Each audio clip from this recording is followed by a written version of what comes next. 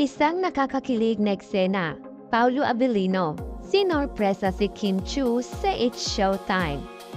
Nagulat ang mga Showtime host sa biglaang pagdalaw ng aktor na si Paulo Abilino. Sa open?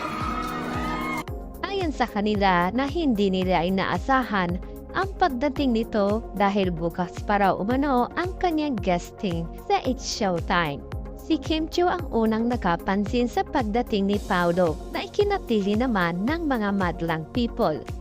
Sabi ni Meme Vice na hindi raw makapag-antay si Paulo at pabiro pang tinanong kung bakit ba ito napadalaw at sino ba ang binibisita nito sa It's Showtime.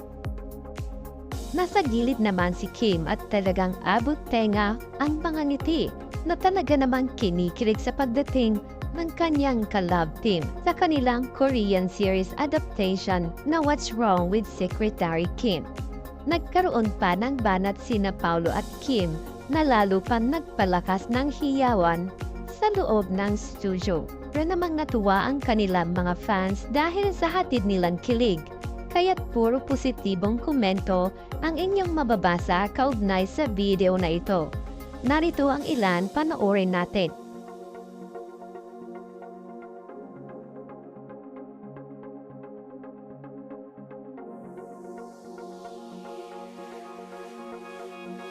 Talagang good vibes ang hatid ni na Paulo Abilino at Kim Chiu. O Kim Pao Love Team, kaya naman nag-trending ang dalawa sa Twitter. Anong masasabi niyo sa video na ito? Ibahagi lang ang inyong komento sa ibaba at huwag kalimutang mag-subscribe sa ating channel. Maraming salamat po.